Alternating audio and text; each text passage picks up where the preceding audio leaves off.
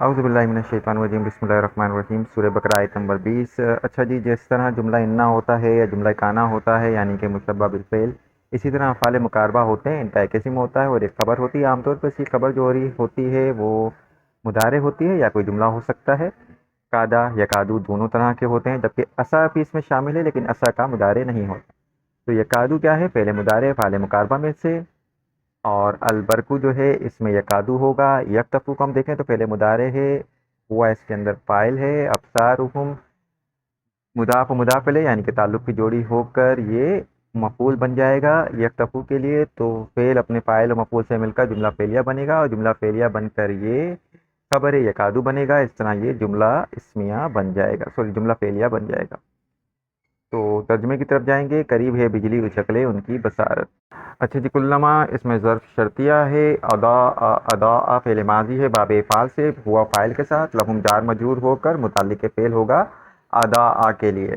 تو یہ ایک جملہ فعلیہ ہو گیا۔ دوسرا آگے دیکھتے ہیں تو مشو فعل ماضی ہے، مطلب جمع کا صیغہ ہے، تھرڈ پرسن، ہم اس میں فاعل ہوگا، ہی جار مجرور ہو کر متعلق فعل بن جائے گا مشو کے لیے۔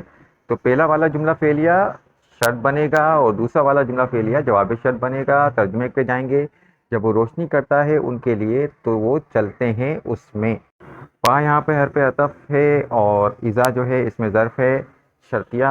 ازلمہ باب افعال سے فعل ماضی، ہوا فاعل ہے اس میں، علیہم مرکب جاری یعنی کہ جار مجرور کی جوڑی ہو کر متعلق فعل بنے گا اسلمہ کے لیے، تو فعل اپنے فاعل و مفعول سے مل کر جملہ فعلیہ بنے گا شرطیہ۔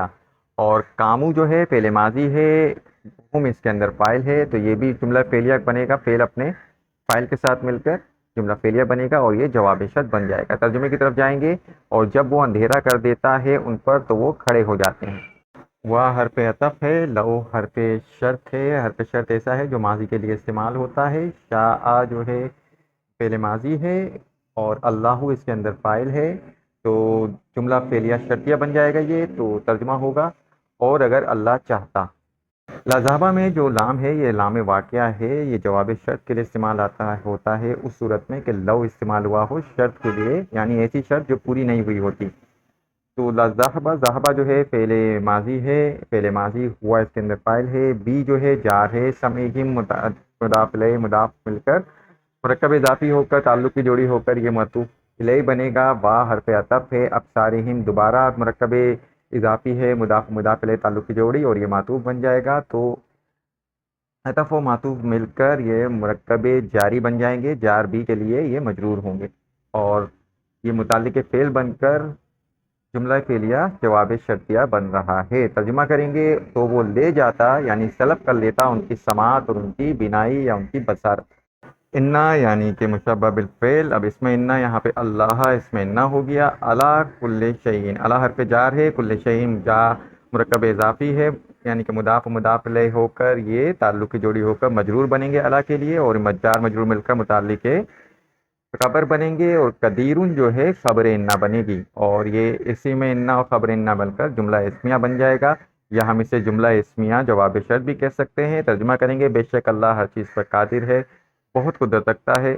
یہاں پر حدیث کا ایک آپ کو بتاتا چلوں، ابن ماجہ کے اندر 215 نمبر حدیث ہے۔ حضرت انس بن مالک رضی اللہ عنہ روایت کرتے ہیں کہ رسول اللہ صلی اللہ علیہ وآلہ وسلم نے فرمایا، لوگوں میں کچھ افراد اللہ والے ہوتے ہیں۔